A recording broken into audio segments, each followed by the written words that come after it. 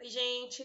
A ideia que eu tive de fazer o vídeo é porque eu sei que algumas famílias não conseguem ter o acesso aos materiais da maneira como deve ser, de parar para estudar o material, ler com calma, pela correria do dia a dia mesmo. E aí eu tô tentando trazer outras formas, outros tipos de mídia, de forma com que a gente consiga continuar informando os pacientes. Então, às vezes você tem um tempo ali, tá dirigindo, quer ir ouvindo, tá indo na academia, tem um tempo menorzinho e dá para ouvir alguma coisa no fone de ouvido. A ideia é a gente ter um material de uma forma diferente, para além do material que eu já entrego em PDF.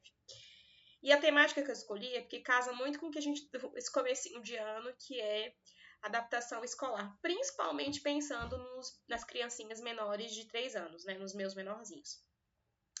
Então eu pensei em trazer essa aula que vai falar sobre quando é que a gente escolhe, o porquê que a gente escolhe, o que a gente tem que ver, quais maneiras que a gente tem de ter uma transição para o espaço da escola de maneira um pouco mais leve, tanto para a criança quanto para a família. Eu acho que a gente começa falando um pouquinho sobre o que significa a palavra creche, porque eu vejo que tem muito preconceito em cima da palavra creche. Acho que pelo fato de parecer que creche é uma coisa do público, e aí, não, ensino infantil, a escola, parece que tem um ar mais elitizado, mas é tudo a mesma coisa, gente, tá? É tudo. Vem da mesma base. A palavra creche, ela tem significado de acolhimento, ela vem de uma raiz francesa, né? E aí eu gosto muito mais até do que da palavra em si, de origem, né? Que é essa coisa do acolher, do que das outras palavras que a gente tentou para trazer um ar mais elitizado para a escola de ensino infantil, né? No contexto que a gente tem atual.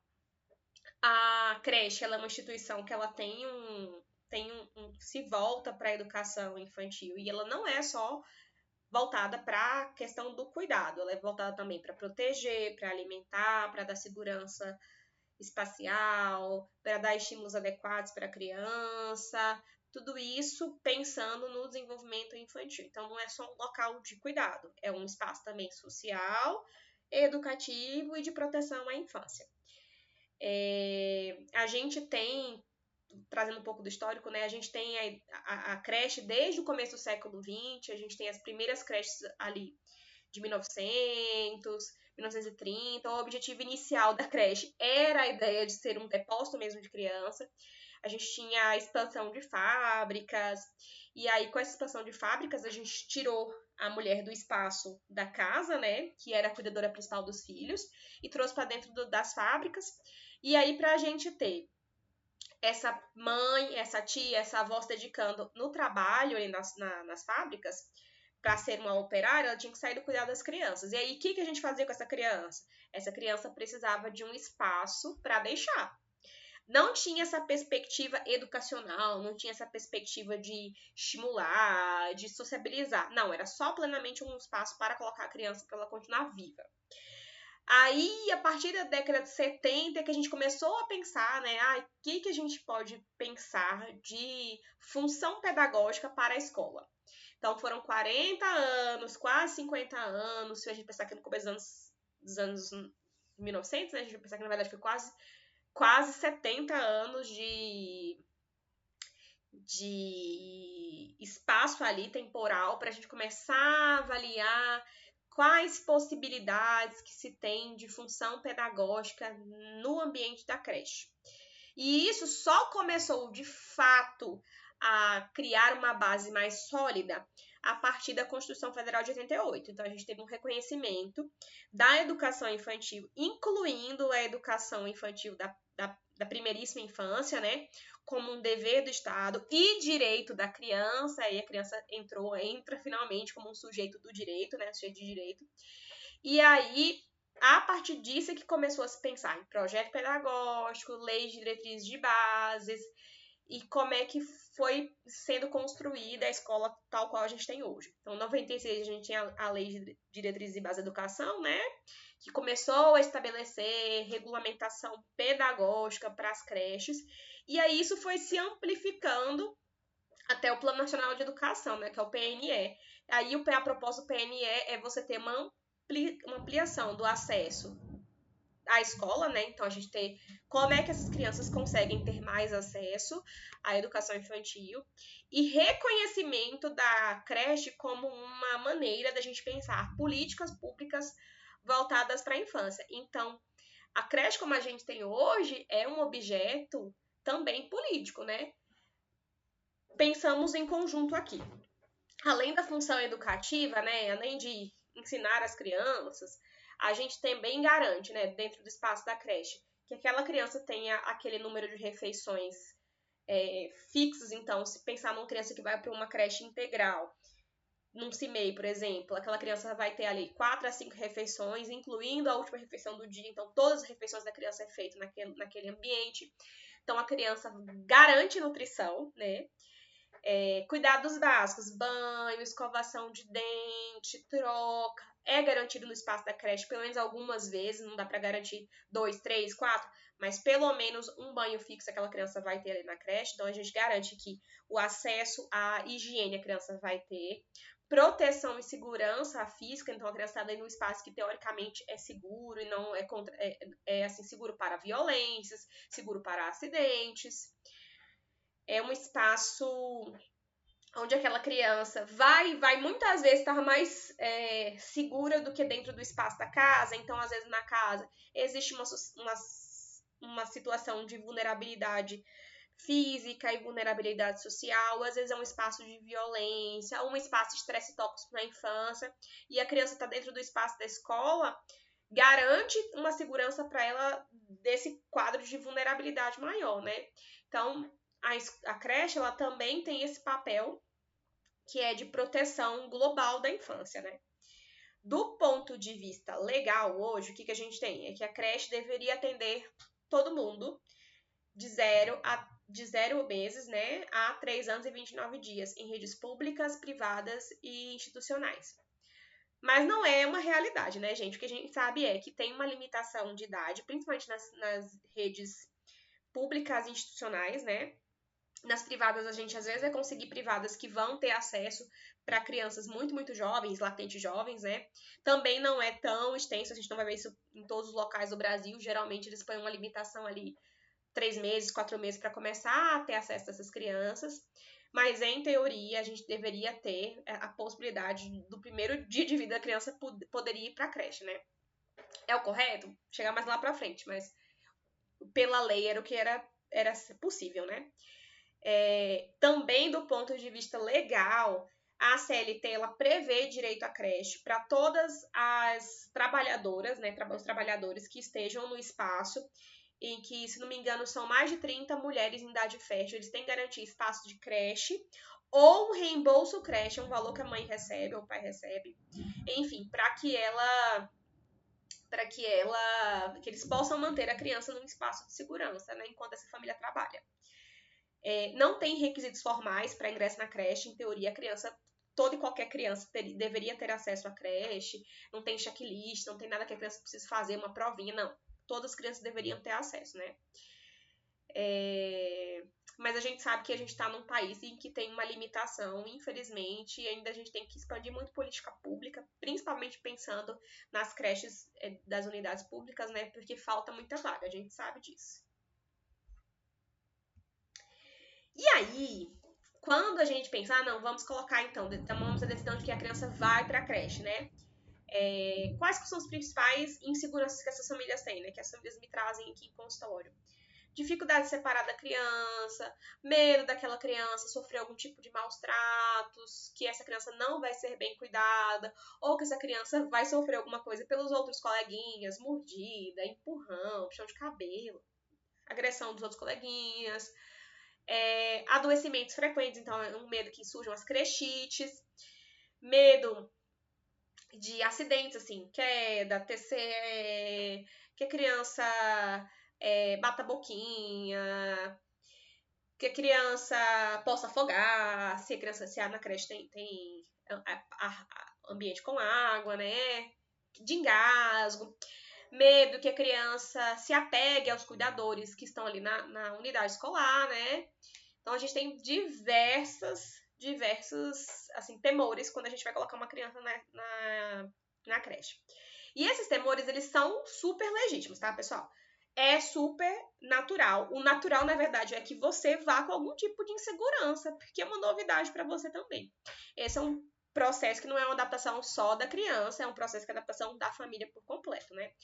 Qual que é a coisa mais importante para a gente ir perdendo esses medos? Ter um bom vínculo, uma boa estrutura de vinculação e de confiança com a escola.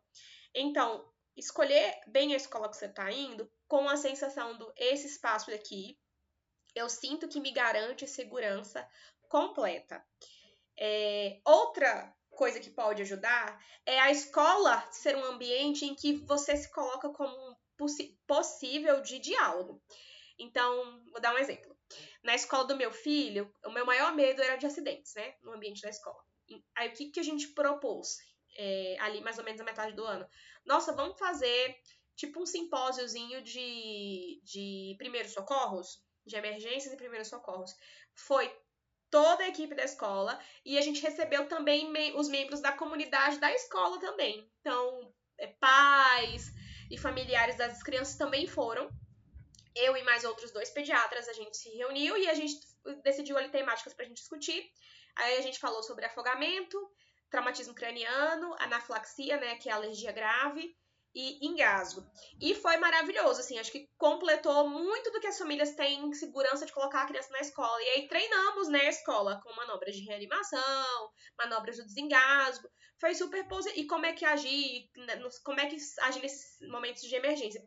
E foi super positivo, assim. Então, se a escola, e uma boa escola, vai ter essa relação de diálogo, perdão, vai ter essa relação de diálogo com uma família, isso facilita muito para a família perder essa insegurança ali de que algo possa acontecer com a criança, né? Mas não vai ser algo imediato, tá, gente? Isso é uma coisa que vocês vão criar, essa relação que vocês vão criando, é uma relação que vocês vão criando aos pouquinhos com a escola, né?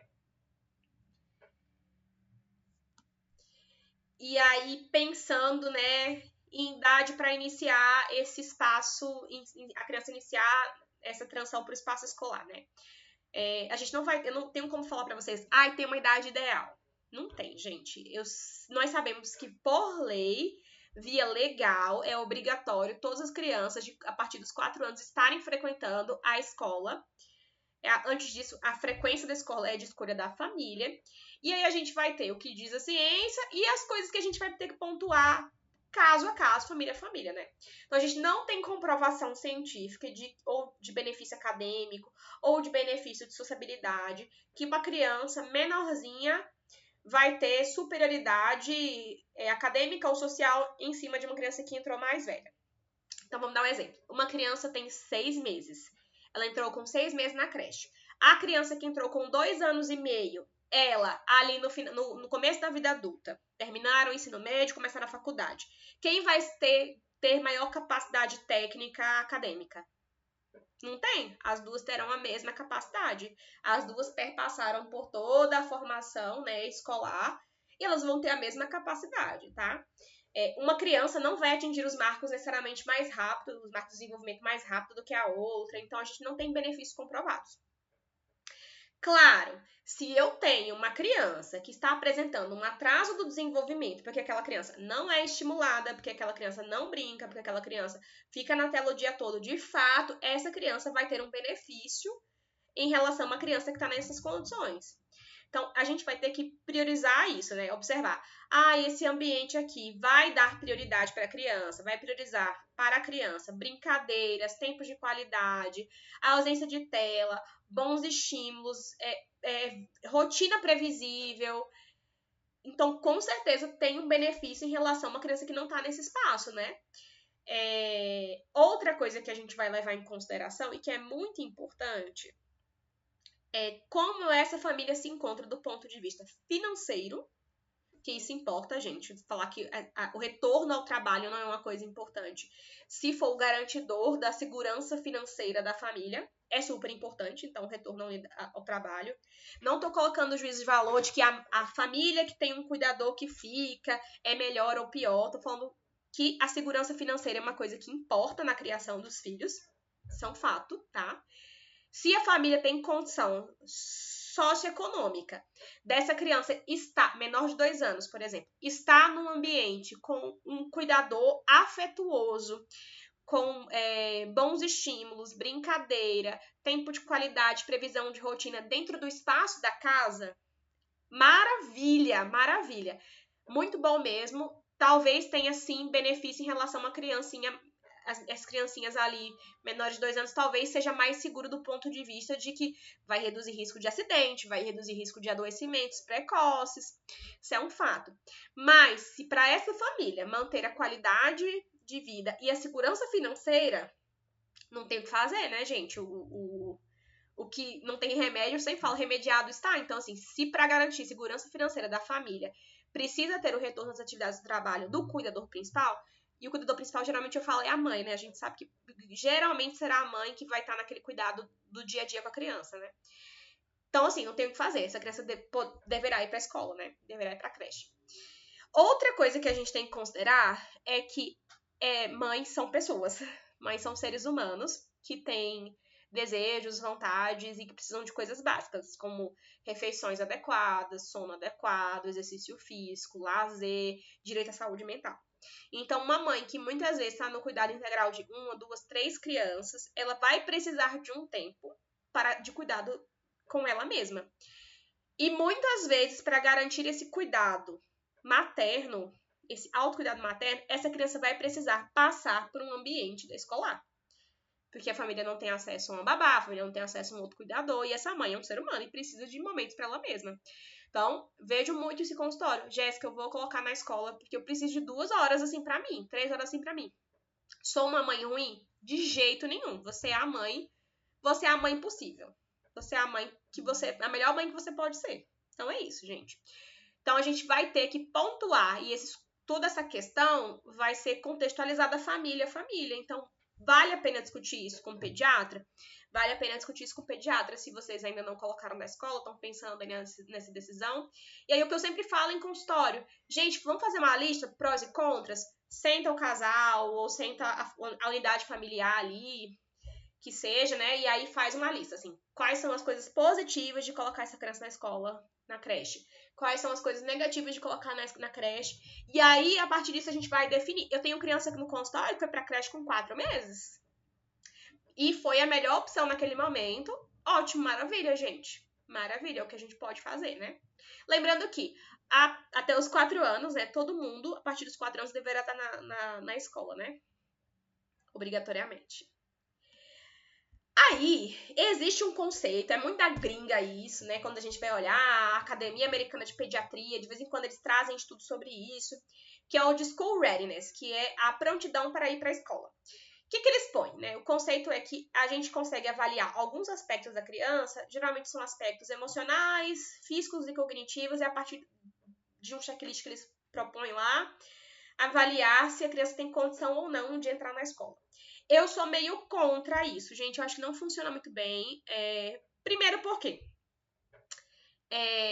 essa coisa da maturidade emocional e maturidade física é linear? A gente que é adulto, a gente tá sempre no mesmo padrão de maturidade? A gente que é adulto não tá? O adolescente vai estar sempre no padrão de maturidade? A gente que o adolescente que não tem, por que a criança menor de 3 anos vai ter? Não vai ter, gente. Esse processo não é linear, tá? Esperar que a criança vai ser do mesmo jeitinho todos os dias, não tem como, né? E essas questões cognitivas, sociais, elas se modificam um pouquinho com o tempo, né? Assim, ao longo do tempo. Então, não tem como a gente colocar ali, com isso está pronto. Porque isso se modifica. Às vezes a criança naquele dia foi ótima, no outro dia não foi tão bem. Aí significa que no outro dia que não foi tão bem, a criança não tá pronta? Não necessariamente.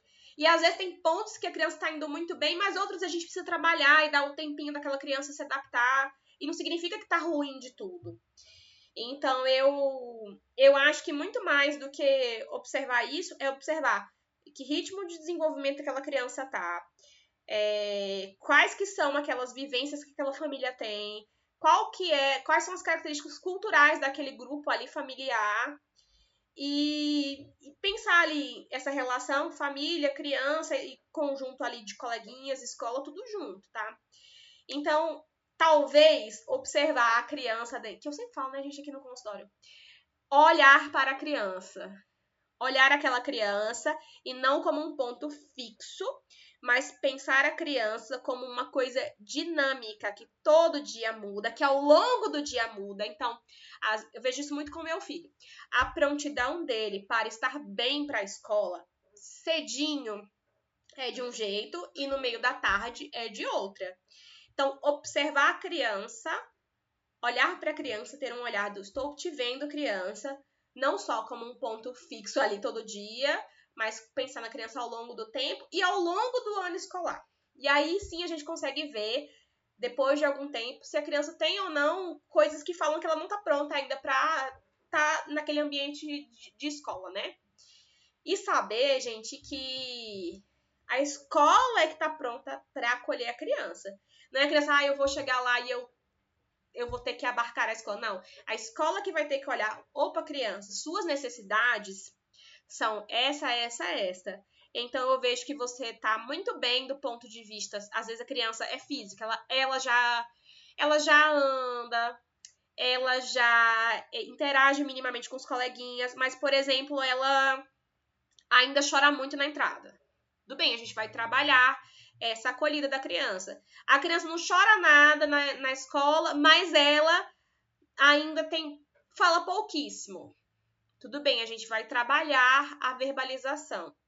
Ela tá indo muito, ela é tranquila, ela até começou a verbalizar, só que ela ainda tem uma questão física que ela não consegue. Tudo bem, a gente vai dar o tempo da criança e dar mecanismo para aquela criança amadurecer esse processo motor. Então, é super dinâmico, tá, gente? Não é uma coisa assim, se passar nesse objeto validador, tá condição, se não passar, não tem condição. A gente vai ter que observar aquela criança ao longo do tempo, né? Aí, nisso, a escola entra como, acho que o grande guia, assim, pra isso, né? E, claro, os pais, como os pais se sentem, né? Se o pai se sente que não tá bom ainda, não tá pronto, não, tá no momento ainda. Aí, gente, os pais me perguntam, Jéssica, por que você bota na cabeça a idade dos 2 anos como sendo a idade que seria ideal para iniciar na escola, no geral? Porque algumas coisas a gente tem melhor depois dos 2 anos, principalmente as questões de adoecimento. Então, o sistema imunológico da criança, ele nasce imaturo. Ninguém nasce com o sistema imunológico pronto. A gente vai maturando esse sistema imunológico. O que nos protege nos primeiros 2 anos de vida? O que a gente vai ter de basal que chegou pra gente via placenta, que a gente recebeu, que já chama de imunoglobulinas. Perdão, gente.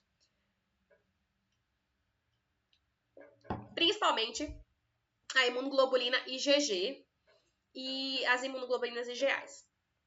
Então, essas são as principais que a gente tem em basal. E essas imunoglobulinas e as coisas que chegam do leitamento materno, que são muitas coisas. Depois, numa próxima aula, a gente fala só sobre composição do leite materno.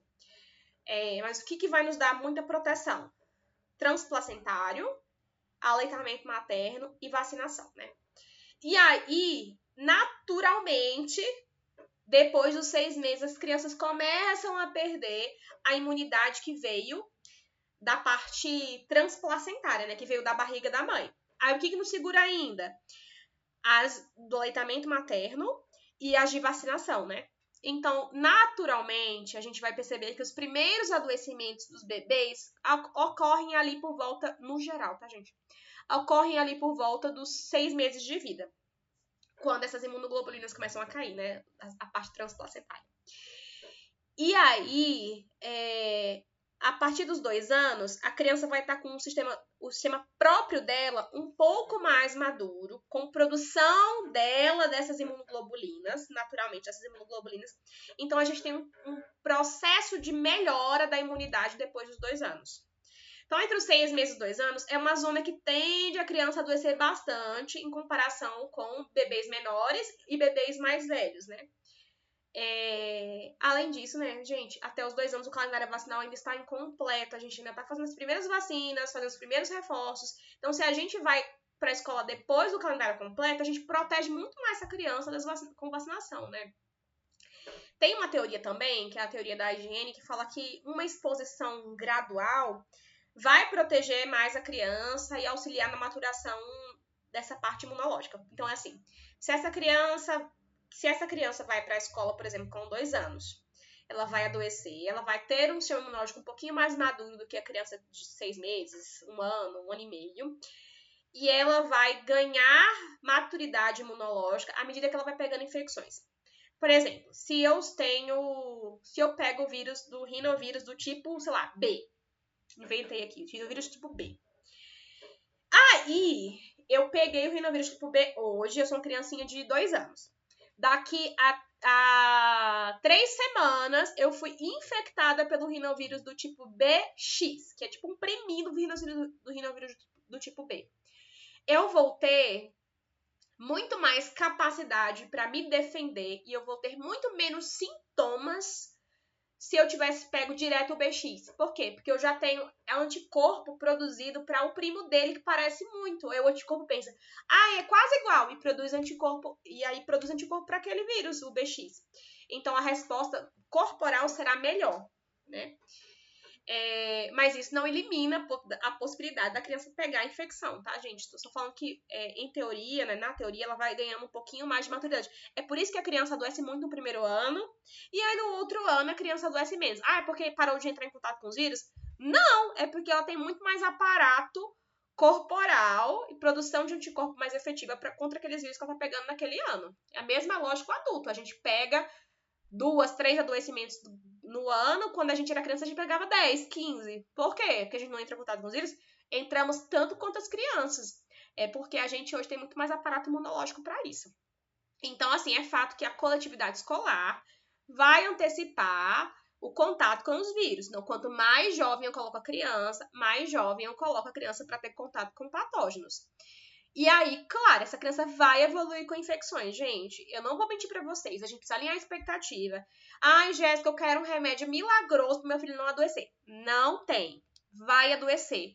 Mas ele adoece 8 vezes por ano. É uma criança saudável. As crianças saudáveis adoecem cerca de 8 vezes por ano. E as crianças que vão pra creche, elas adoecem de 10 a 15 vezes. E eu digo mais, na minha experiência pessoal, até às vezes mais. E não significa que a criança tem uma deficiência imunológica. Significa que é um trato imunológico completamente normal e está lá defendendo a criança, né? Eu coloco aqui de 10 a 15 episódios infecciosos, mas vou falar pra vocês. A gente tá falando na perspectiva de infecção de via aérea superior, que são gripes e resfriados, mas a gente não vai ter só gripe e resfriado, né? A gente pode ter gastroenterite, a gente pode ter infecção de pele, micose, né? A gente pode ter impetigo, a gente pode ter piolho, conjuntivite. Então, assim, quem está preparando-se para colocar a criança na escola, não é terrorismo, tá, gente? É só para alinhar a expectativa. Saber que a gente vai lidar com esses momentos de adoecimento e a gente precisa saber como é que a gente vai lidar. Ter uma segurança do profissional que acompanha a criança para te orientar, né? Fazer consulta de rotina, né, gente? Assim, então, se essa criança vai na consulta de rotina, você já sabe mais ou menos o que é sinal de alarme, o que não é, quando tem que ligar pro pediatra, quando tem que levar pro pronto-socorro, quando tem que afastar a criança da escola, né? Então, ter um segmento adequado, escolar, pediátrico, né? Não pirar o cabeção, não desesperar, porque a gente já espera que isso vai acontecer e sabe que isso aí vai melhorar com o tempo, né? A teoria da higiene lá, essa criança vai melhorar com o tempo, tá? E aí, só pontuar com vocês, porque aí pensando, é a primeira vez que a minha criança tá indo, ela pegou várias infecções respiratórias no ano, né? E a minha impressão, Jéssica, é que a minha criança tá assim doente o ano todo. Agora pensem comigo. Se a duração média de um resfriado comum é de 7 a 10 dias, geralmente, 7 dias. E a tosse, por exemplo, e a secreção são os últimos sintomas a irem embora. Você pode ter uma tosse pós-infecciosa que dure até 3 semanas.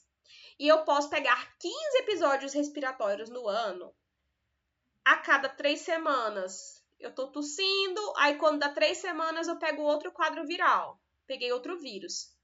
Aí eu volto a tossir. Às vezes não dá nem tempo, gente, de separar o intervalo. A criança tá melhorando e volta com um novo quadro viral.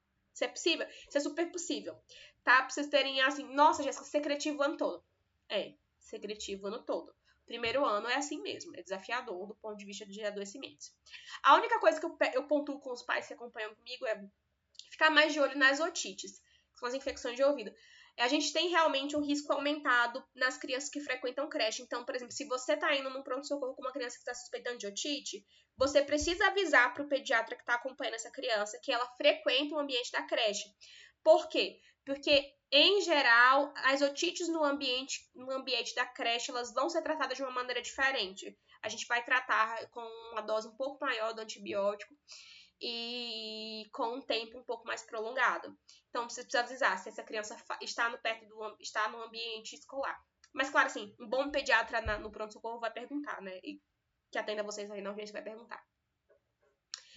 Aí, Jéssica, você já me falou que não tem milagre, remédio milagroso e que meu filho não tem problema da imunidade. Mas não tem nada que eu possa fazer para que eu tenha menos, assim, impacto nesses adoecimentos? Não, gente, com certeza. Tem muita coisa que a gente vai fazer para que essa criança tenha uma perspectiva de menos morbimortalidade. O que é morbimortalidade? A criança fica doente muito tempo e prostrada e, claro, evoluir com gravidade, né? Porque a gente pode ter as complicações dos quadros que inicialmente são leves. Então, como é que a gente reduz isso? A gente tem fatores de proteção desses quadros. É uma alimentação que é variada, saudável. Comer legume, comer verdura, comer fruta, beber água num nível adequado, a criança que se alimenta bem. E eu bem não falo volume, eu falo de variedade, tá? Aleitamento materno prolongado. A gente tem certeza absoluta, do ponto de vista científico, que as crianças que permanecem em aleitamento prolongado, que são as crianças, por exemplo, têm mais de 2 anos e amamentam. A gente tem, infelizmente, aqui no nosso país, pouquíssimas crianças que a gente vê que se mantêm no aleitamento materno após 6 meses, menos ainda após 1 ano e muitíssimo menos após 2 anos. Mas o que a gente sabe é as crianças que permanecem em aleitamento materno, ali depois de 1 ano, 2 anos, elas vão ter uma parte imunológica mais eficaz contra as infecções do que as crianças que não estão em aleitamento materno, tá? Sono adequado, fazer sonecas adequadas, dormir no número de horas adequados, ter uma boa higiene do sono, dormir no espaço adequado, né? Afeto parental. Então, gente, a criança viver num ambiente que é estressante, que tem agressão, que ela não recebe afeto, que ela não recebe palavras de carinho, que ela não é respeitada, isso tem impacto na saúde, tem um impacto imunológico na criança. Fazer uma boa higienização de mãos. Então, observar na escola. Nós vamos agora pro horário do lanche. Vamos lavar as mãozinhas? É um sinal de alerta. Se a escola não tem esse cuidado de higienizar as mãos das crianças, a gente já sabe que as crianças vão tender a ficar mais doentes do que as escolas que não... que as escolas que têm esse cuidado. Então, lavagem de mão é muito importante. Principalmente nos espaços em que a gente vai comer, quando a gente tá percebendo que tem outras crianças muito doentes ali, uma lavagem recorrente de mãos ajuda, tá?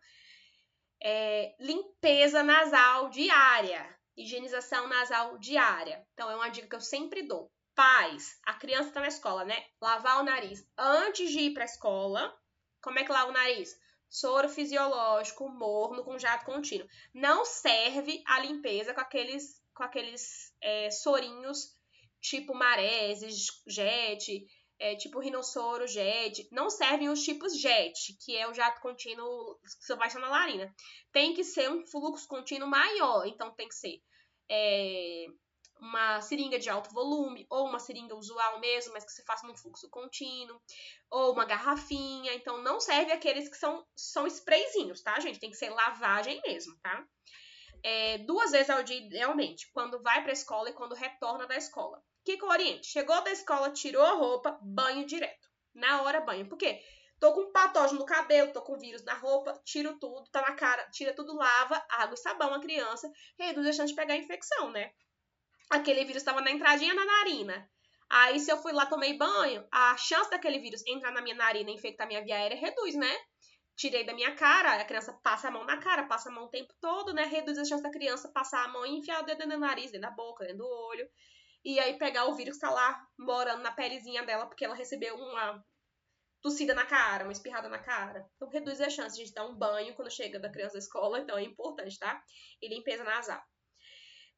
E vacinação, gente. Vacinação é primordial. Primordial, porque a gente tem um monte de doença viral que tem vacina e as pessoas insistem em não vacinar as crianças. E eu vou incluir aqui as vacinas de campanha, que são as vacinas de influenza e Covid. Ano passado a gente teve, assim, um super surto aqui de influenza e Covid em Goiânia e as pessoas não vacinam as crianças. Aí, gente, você pega seu filhinho, leva pra escola, seu filho que não vacinou, e aí você tem um desrespeito com a coletividade, que aí o coleguinha que vacinou, ele nem ia pegar a doença, porque ele tá vacinado, aí ele pega a doença, ele pega até leve. Mas quem garante que nessa doença leve ele não pode passar para casa, ter um bebezinho em casa, ter um idoso em casa, e essa pessoa pegar uma doença mais grave? Então a gente precisa ter senso de responsabilidade com os nossos filhos e com o coletivo. Vacinação é um ato de coletividade, incluindo sim as vacinas de influenza e Covid, tá bom? E aí, falando, né, de bom senso de coletividade, se a gente tá com uma criança que tá com um quadro febril, doente, prostrada, a gente não vai levar essa criança pro espaço da escola. Aí eu sei que esse é um tema delicado, porque muitas vezes a família não tem o que fazer, né? Não tem como não mandar, mas se possível, não envie sua criança doente, porque essa criança vai transmitir essa doença para outras crianças. Você pode gerar um surto dentro da salinha do seu filho. 2, a gente não vai promover a recuperação da criança, porque a criança não está num ambiente que vai ser um repouso contínuo, não tem como as professoras se dedicarem no cuidado exclusivo da criança. Então, assim, gente, não tem como comparar a recuperação do espaço da casa com a recuperação do espaço da escola. Jéssica, tô com filho, tá assim, tá assado. Quando que você me indica retorno para as aulas? Idealmente, gente, se a gente fosse levar o pé da letra, assim, perfeito, enquanto tiver sintomas, não enviar para a escola. Ah, mas meu filho não está mais com febre.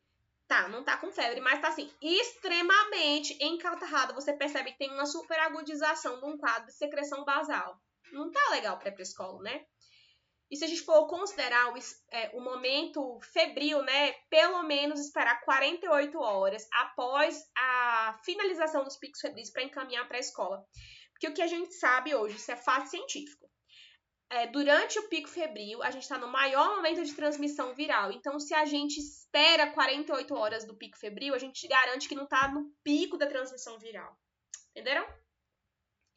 Então, esses são os fatores que a gente tem de proteção e segurança maior, estratégias para a criança reduzir a chance de fazer assim, um impacto pior assim, das doenças virais, das crechites. Se vocês quiserem, a gente pode fazer um momento, outra aula, só para falar das crechites mais comuns. Resfriado, infecção de ouvido, micose de pele, as crechites que a gente sabe que tem. E aí a gente faz uma aula separada, só vocês me falarem se vocês querem ou não, tá? Aí da parte imunológica a gente sabe disso, né? Então 2 anos é um momento melhor da parte imunológica para colocar a criança. E da parte de aquisição de desenvolvimento, né? Também geralmente 2 anos está um pouquinho melhor. Por quê? Porque a criança com 2 anos, ela tem um brincar diferente. Ela tem um brincar que tem um pouco mais de jogo simbólico, é mais interativo. A criança consegue ter uma linguagem um pouco verbal, um pouco melhor. Então, a gente consegue integrar a criança com outras crianças muito melhor a partir dos 2 anos. Ai, Jéssica, as crianças menores de 2 anos não brincam entre si? Brincam, mas o que acontece? Eu sempre falo até muito consultório. A criança menor de 2 anos, geralmente, ela brinca o junto separada. Ela fica no espaço com outra criança, ela mimetiza muito os pares, então você vê que parece que elas estão brincando, mas elas fazem muito de imitar o que a outra criança está imitando. Então, por exemplo, se uma criança pega um brinquedo, a criança pega um brinquedinho assim de encaixar e tenta encaixar, a outra pega o brinquedinho e tenta encaixar. Não é que elas estão brincando juntas, é que uma está imitando a outra. E isso traz aprendizado? Está super aprendizado. A gente aprende muito com isso de neurônio espelho. Até o adulto aprende de mimetizando, quanto mais a criança, que o trabalho dela é mimetizar para poder absorver informação. Mas a criança maior de 2 anos, ela faz muito mais o jogo em conjunto, acha legal, tem a coisa do faz de conta, abstrai. Então, é um pouco melhor também dessa parte do como é que a gente vai utilizar o grau de desenvolvimento da criança para integrar ela no espaço escolar. Claro, se a gente for colocar uma criança menor, não significa que ela não vai se integrar, mas de acordo com o que a gente espera de desenvolvimento para a idade, né? E aí eu acho legal, gente, que a gente tem que ter essa perspectiva de que o espaço da criança para os menores de 4 anos é para o brincar, tá? Eu acho tão, sei lá, Jéssica vai para a escola e aí não estuda nada. Criança menor de 4 anos não precisa ter um estudo formado. Não tô falando que não tem lógica pedagógica no brincar. O brincar passa, sim, por uma ordem de programação pedagógica, com certeza. Mas quando a gente está olhando, está só brincando, tem todo por trás um planejamento pedagógico para aquele brincar que faz sentido para aquela idade e para a proposta que elas estão querendo trabalhar naquele momento. Então, que massa que a gente pode olhar para a criança e ela tem essa perspectiva do brincar, né? Assim, que ela aprende através do brincar. Então, eu vejo muitas famílias aqui. Jéssica, coloquei numa escola que tinha um método pedagógico que não era muito tradicional, e aí a criança brincava demais, eu achei que não estava aprendendo nada. Provavelmente a sua criança estava aprendendo muito mais do que se ela tivesse passado por um espaço em que a lógica é tradicional. O brincar é muito, muito importante, gente. Tá?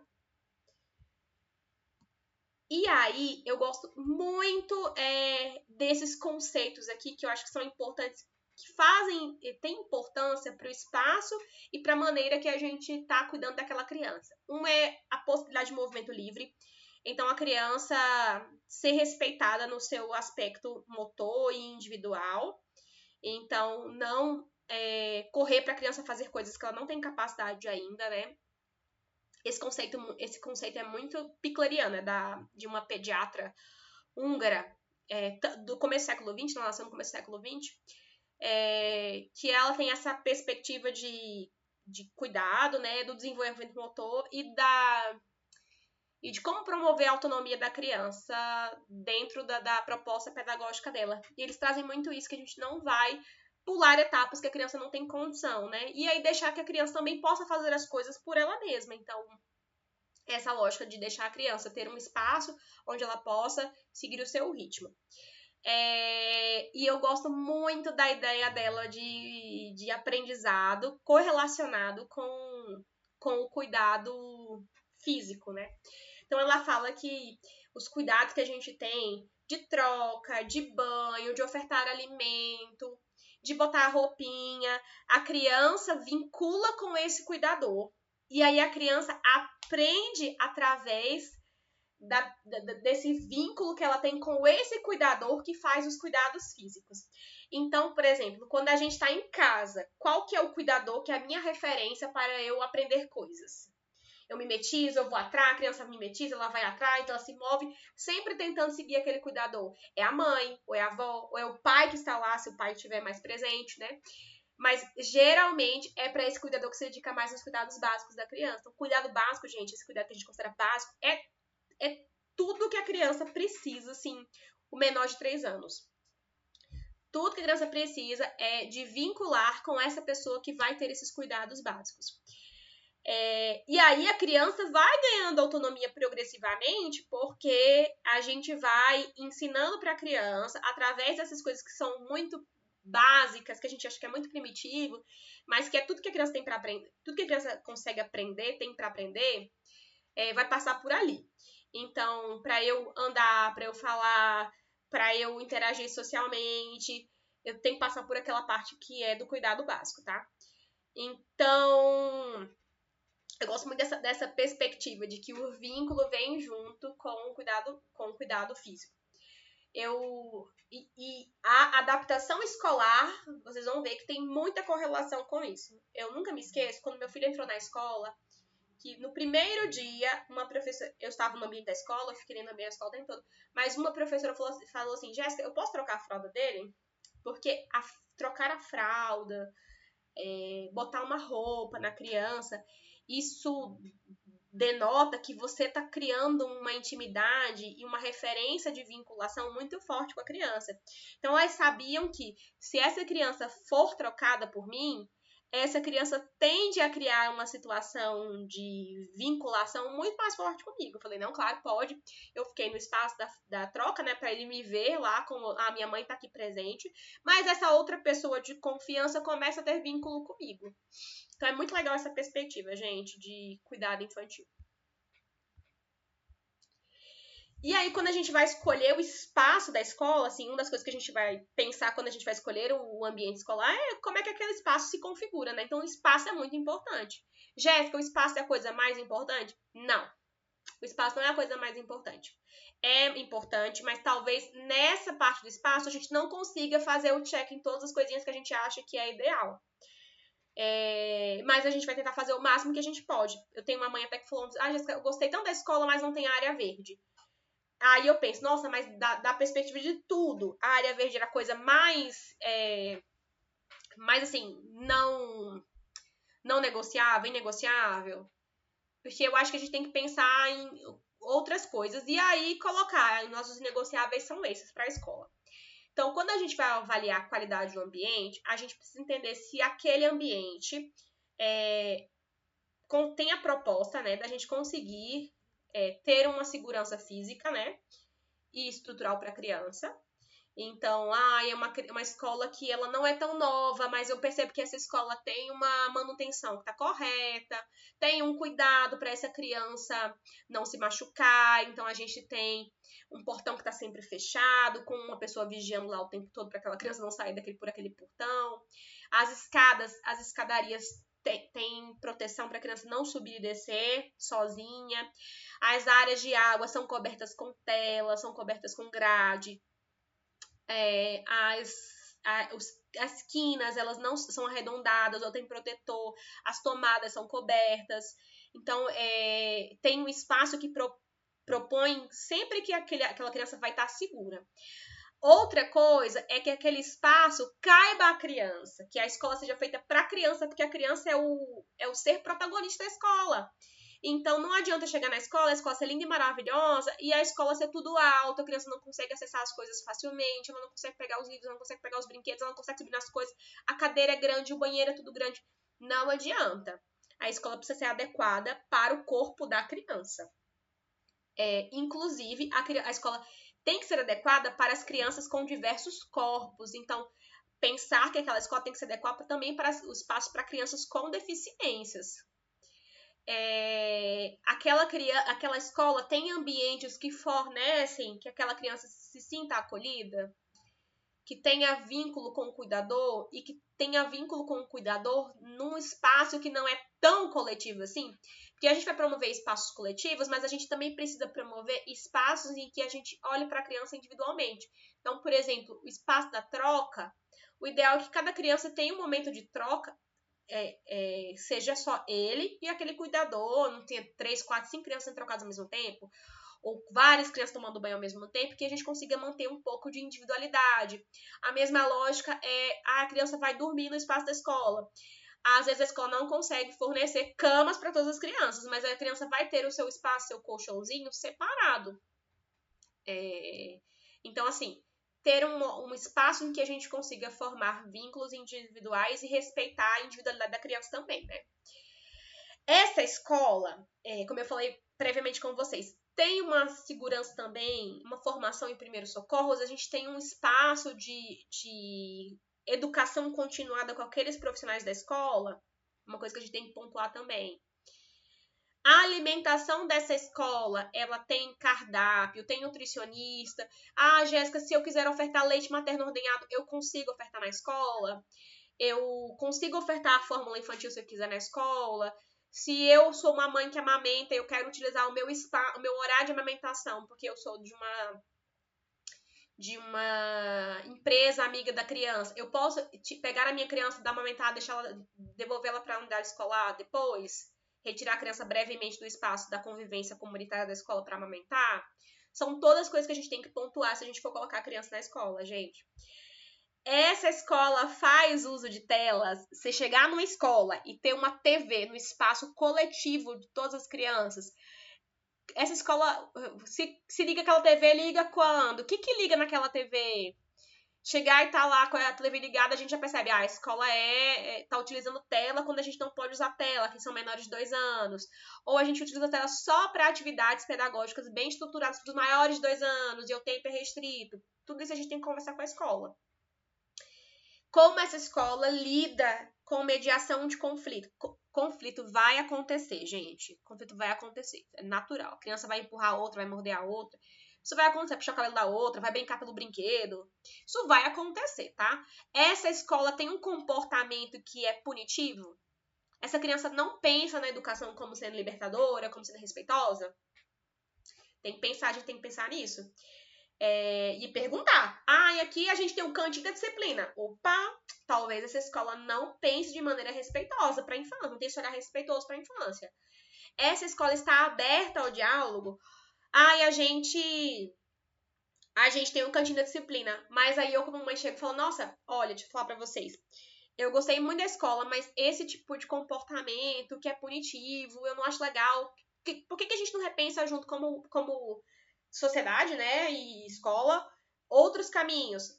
Poxa, Jéssica, realmente a gente vai reformular o jeito que a gente pensa nisso. Às vezes a escola tem um pensamento, né, um jeito de pensar, e aí a gente traz essas reflexões, e aí a escola é aberta ao diálogo.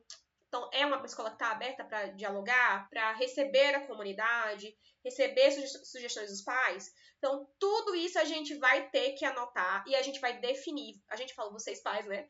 O que é prioritário para vocês? O que é prioritário para vocês? Pensando o que é. Aí vocês vão ali colocar os não negociáveis. Precisa disso para eu colocar nessa escola. E aí, a partir daí, vocês conseguem definir qual escola vocês vão colocar. E eu garanto que se vocês fizerem essa lista, vocês vão ter muito mais segurança no espaço que vocês estão colocando o filho de vocês. Outra coisa que eu oriento façam visitas presenciais, tá? E observem como é que essa escola faz para mediar conflito ou mediar situações de risco, por exemplo, tá bom?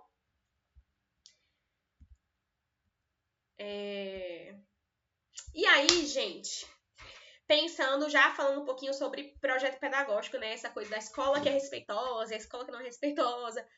E aí isso passa muito pela escolha do projeto pedagógico. Jéssica, a gente vai fazer uma escola pública, e aí a escola pública é sempre da abordagem tradicional? Não, não mesmo. A gente vê que já tem as escolas públicas hoje com a perspectiva construtivista, Waldorf, a gente tem Montessori. Então, assim, a gente não tem só escolas com a perspectiva tradicional públicas. Mas, infelizmente, a gente vai ter uma limitação de escolas públicas que vai ter uma formação, vai ter uma proposta pedagógica não tradicional e que vai ter bons professores formados. Porque, gente, digo assim, as públicas terão bons professores formados, mas talvez não tenham professores com uma formação específica para aquela proposta pedagógica, entenderam? E aí é uma busca, galera. É uma busca. Se vocês estão pensando em colocar um filho numa escola pública que seja não tradicional, vamos ralar e procurar. Mas tem possibilidade, sim. E aí, tô colocando uma instituição privada, e aí, o que você me indica? Gente, eu indico uma não tradicional, sendo bem sincera. Eu acho que o modelo tradicional é muito rígido, eu sei, a criança não sabe nada, eu acho que é pouco protagonismo na infância, eu acho que é pouca vivência adequada social, é pouca exploração, então eu não indico método tradicional. Jéssica, então qual método não tradicional você indica? E essa escolha é uma coisa muito pessoal, gente, muito pessoal mesmo.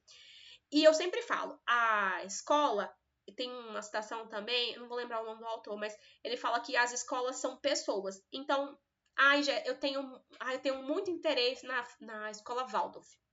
E eu cheguei lá numa escola Waldorf aqui em Goiânia, e eu não gostei tanto do jeito que eu me senti acolhida e da perspectiva que eu tive de segurança na escola, quanto eu tive em uma outra escola, por exemplo. Hoje a gente faz A gente faz construtivista, né? A gente faz Piaget. E aí, nossa, mas aí na construtivista a gente sentiu muito mais segurança. Beleza, é um modelo que vai ressoar com os valores da família. Jéssica, nós somos uma família que a gente ressoa com os valores tradicionais. Tudo bem. É escolha de cada família, gente. É o que faz sentido para vocês como valor de família, tá bom? Mas eu, pessoalmente, indico métodos não tradicionais. E aí fica.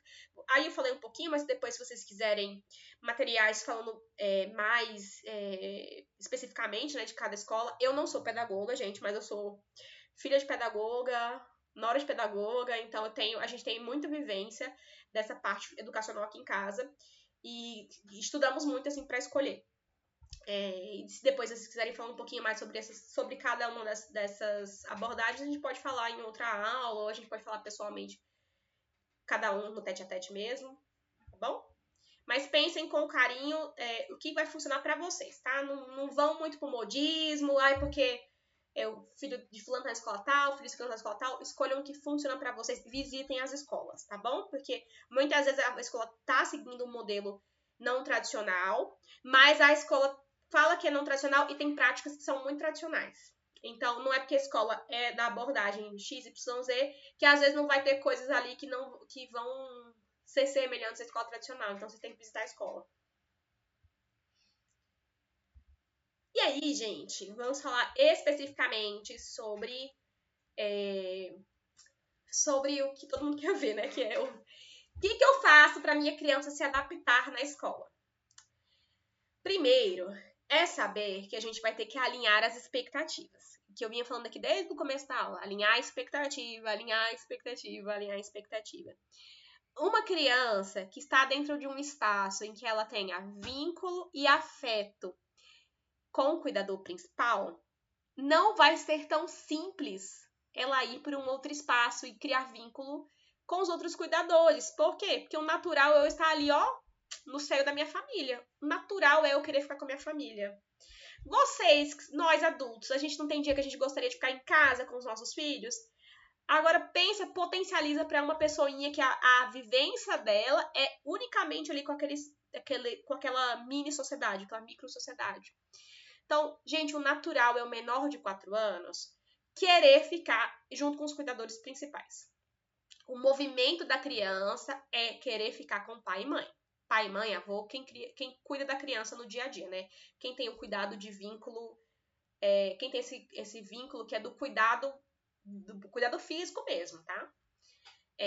E aí, a criança que está nesse espaço, que para ela é de um vínculo diário e emocional, ela vai ter uma questão que não é uma dificuldade de adaptação, é o movimento natural, que é chorar, que é ter resistência para entrar no espaço da escola, que é pedir para ir embora, que é não deixar os outros cuidadores, ali as professores, tocarem nela, que é não se alimentar na escola, não querer comer. Esse é um movimento que a gente espera. Ai, não tá dando certo. Não deu certo ainda, porque não deu tempo ainda, tá? Então, a primeira coisa que eu vou falar para vocês é que a gente precisa de tempo. Adaptações escolares, que é de um dia para o outro, não foi uma adaptação com uma transição boa. Foi do jeito que deu. Ai, mas a minha escola não me permite estar lá no ambiente de adaptação escolar. Então, a gente já sabe que não vai ser bom. Vai ser, mas não será bom perfeito, gente. Vai ser às custas de que vai ter um desconforto muito maior na criança e na família. Então, é outra coisa que eu falo, gente. A gente precisa de algumas coisas para que esse movimento seja o mais tranquilo possível. Primeiro deles é você conhecer bem o espaço da escola.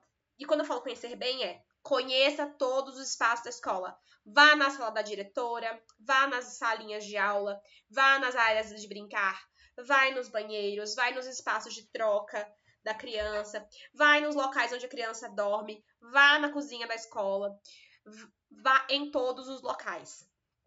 Conheça todas as pessoas. Conheça a pessoa que está lá fora na recepção. Conheça quem está lá Conheça a diretora, conheça a coordenadora, conheça todas as professoras, conheça e lembre do nome delas, conheça quem está na limpeza, conheça todos os funcionários da escola. Ah, Jéssica, é muito difícil. É um esforço que a gente tem que fazer. Se a gente quer uma transição que seja, assim, muito boa, a gente tem que conhecer. Por quê? Porque quando a gente conhece o espaço da escola, a equipe da escola, e aí a gente percebe que a gente sente segurança naquela equipe, a gente sente segurança do espaço, aquele medo que a gente tem da criança ficar lá reduz. E as crianças não são burras, gente. Elas são muitas coisas, elas não são burras. As crianças podem ser inseguras, elas podem ter um apego maior, mas elas não são burras. Elas entendem que se você está com medo, é porque tem alguma coisa naquele espaço que não é segura a ela. Então, se você chega na escola e aí você, ai, não sobe aí, ai, desce daqui, ai, eu não tenho coragem de deixar com essa professora, essa criança vai sentir, opa, minha mãe e meu pai estão inseguros, tem alguma coisa muito errada rolando aqui. Então, você tem que ter esse sentimento de, nossa, eu estou no melhor lugar, que meu filho está no melhor lugar que ele poderia estar. Só não é melhor que a minha casa. Essa tem que ser a segurança que você vai ter que ter na escola. Ai, Jéssica, eu não consigo fazer isso tão rápido. Maravilha, nem é para ser rápido. É para ser realmente o tempo que você e a criança precisam. Não dá para ser 1 dia, 2 dias, 3 dias. Tem que ser um tempo. Leva um tempo, gente. Leva um tempo, infelizmente, tá? E aí, puxa um gancho que a gente precisa estar presente fisicamente na adaptação. Então, é a minha maior crítica aqui no CIMEIS, aqui em Goiânia, que é a criança fica, a família deixa e vai embora. Gente, isso é péssimo para adaptação escolar. Isso é péssimo. Não tem como fazer uma boa adaptação escolar desse jeito. Ai, Jéssica, mas a gente tem as limitações dos espaços. Eu sei, gente. Infelizmente eu sei. Porque o que a gente espera é que a gente tenha no máximo ali 12, estourando 15, 17 crianças por turma. Não é a realidade que a gente tem nas escolas, no CIMEIS aqui, nas escolas públicas, nas creches públicas. A gente vai ter mais crianças. Realmente fica inviável ter todos os pais ali dentro, porque aí duplica, triplica esse espaço, né? Então, quando possível, gente, se você está fisicamente na adaptação, isso torna o espaço de adaptação muito mais seguro para a criança. Eu tô ali sendo cuidada pelo meu cuidador principal e esse cuidador gentilmente me passa para outra pessoa e permanece naquele espaço. Então a minha mãe está ali, o meu pai está ali, a pessoa que eu confio está ali e eu estou criando um vínculo com essa outra pessoa que eu estou conhecendo agora. Então essa professora, esse professor, essa pessoa que está aqui comigo agora, ela vai me dar banho, ela vai me trocar, ela vai me alimentar. Mas a minha cuidadora principal, o meu cuidador principal, está ali no meu. Eu tô olhando para ele. Então eu sei que se eu precisar, ele está aqui comigo. Então eu vou criando o vínculo, a criança vai criando o vínculo com aquele outro cuidador, enquanto ela está ali com a pessoa que é a do vínculo dela. Então, quando eu me sinto muito segura com essa professora, a minha mãe consegue ir embora. E tá tudo bem. Agora eu sinto que essa pessoa é da minha convivência diária e eu tenho um vínculo de cuidado com ela. E aí, essa saída do pai e da mãe não dá pra ser abrupta. Não dá pra ser, ai, hoje foi ótimo, fiquei lá e a criança respondeu super bem, brincou, amanhã eu vou deixar e vou embora. Não vai funcionar tão bem. A gente precisa fazer uma saída progressiva. Então, eu deixei, a criança tá vinculando com aquele cuidador ali, tô vendo que aquela professora tá criando vínculo, né, a regente da sala. Aí eu fui sair por 15 minutos. A criança ficou bem. Voltei. Oi, filha, mamãe voltou pro espaço dessa aula. Mais pra frente, ele tá, às vezes no mesmo dia, mais 15 minutos, vai saindo de 15 em 15, aí dá um espacinho, né, volta. Aí a gente vai aumentar esses espaços, a gente vai sair meia hora, a gente vai sair por 1 hora, até que a gente perceba que a gente consegue ficar um tempo maior ali, né? Até que a gente chegue no horário completo da aula, né? E a criança está bem com outro cuidador. Deixar que a criança tenha a possibilidade de exploração do espaço do jeito que ela quer ter. Claro, dentro da segurança, né? A gente não vai deixar a criança se acidentar, né?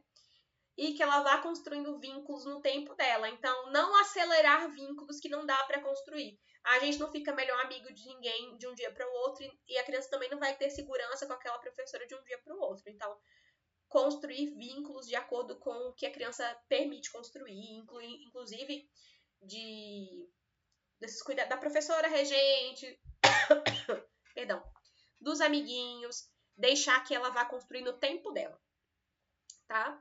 E aí, o que a gente vai fazer? Não ficar também minando a confiança da criança, porque acontece muito do Jéssica, eu sofri mais do que a criança. Aí, toda vez que eu chegava na escola, eu chegava chorando, eu saía chorando. E aí, a criança sabe, gente.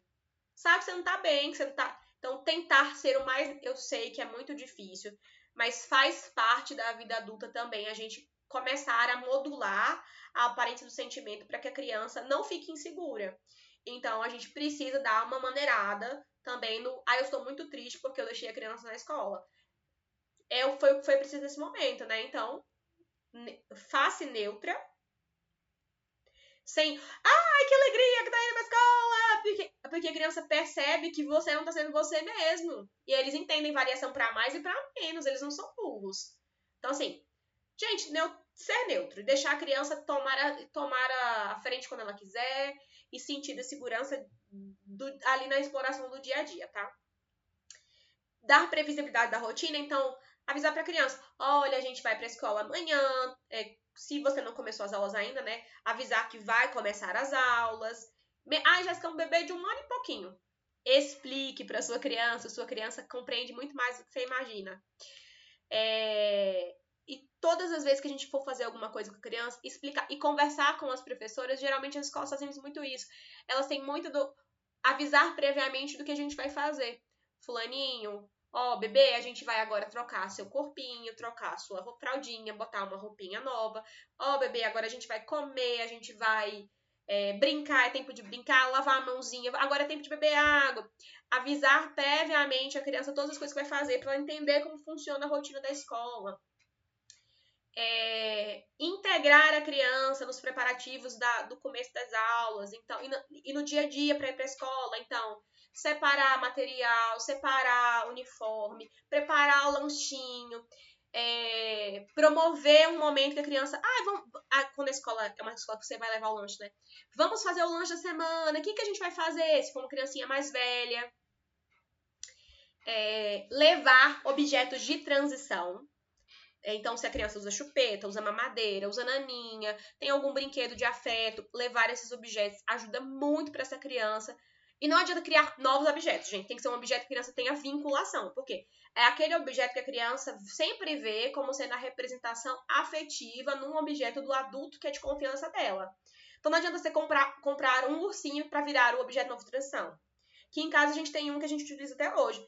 O Alexandre, ele gosta muito de fralda de pano para induzir o sono. Então, a gente utiliza a fralda de pano na escola ainda hoje, apesar de ele ter 4 anos, ainda como um objeto de transição para ele ter confiança para conseguir dormir, porque dormir é um espaço de vulnerabilidade, gente.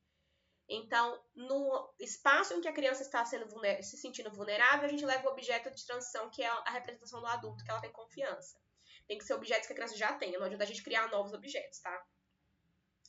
E aí, sobre o objeto de transição, a gente pula para um tópico que eu não pontuei ali, mas que é muito importante. Não existe desmame de nada no período que a criança está fazendo a adaptação escolar. Jéssica, eu vou aproveitar que está adaptando a escola para eu desfraldar. Não vai, não. Eu vou aproveitar para que eu estou adaptando a escola para eu tirar a chupeta. Não vai, porque se você fizer, você vai se arrepender. A gente vai ter uma criança que vai passar por um período muito mais doloroso para ela de adaptação escolar. Muito pior, assim, com muito mais dificuldade. Então, a gente vai fazer a adaptação escolar primeiro e depois a gente vai fazer desmames, desfraudes e afins. Combinado? Nunca sair escondido, assim. Mas é muito difícil. Quando eu saio, a criança chora. É porque essa criança não está pronta para a sua saída ainda. Então, talvez você não deveria estar saindo. Tentar fazer, que a gente fala, né, a saída progressiva. Então, se for sair, se despedir da criança, fale com a criança com honestidade. Eu vou sair, vou ficar tantos minutos, eu já volto. Passe segurança para sua criança. E não se atrase para buscar. É muito, muito, muito triste a criança ver que todas as criancinhas estão lá saindo, indo embora, e só ela ficando. Gente, é aquela sensação que a gente tem quando a gente tá lá esperando pra alguém vir buscar a gente. de abandono, né? Então, a gente precisa ter o compromisso de deixar no horário que a gente comprometeu e sair e buscar no horário que a gente comprometeu, né? Então, se a gente tem compromisso com outros adultos, tem respeito por outros adultos essa parte de horários, a gente também tem que ter com a criança, tá? Então, essas são as dicas mais práticas que a gente tem para uma adaptação leve. Não é fácil, eu sempre falo, a gente tem que saber que a gente vai ter que alinhar as expectativas da situação. Se é uma escola que permite a presença física, vai ser muito mais fácil do que a escola que não permite. Tem gente que a escola que não permite, a gente não consegue fazer muito para fazer esse processo, assim, não consegue fazer tão bem esse processo como as escolas que permitem a gente ter esse espaço da família estar lá dentro, presente, né, na escola. E uma boa escola, assim, ideal, deveria permitir que a família estivesse lá dentro. Tem que planejar, a escola tem que planejar o espaço escolar, também sabendo que no período de adaptação aquela criança vai precisar que a família esteja ali com ela. E aí eu trago algumas leituras para vocês, assim, ler com a criança.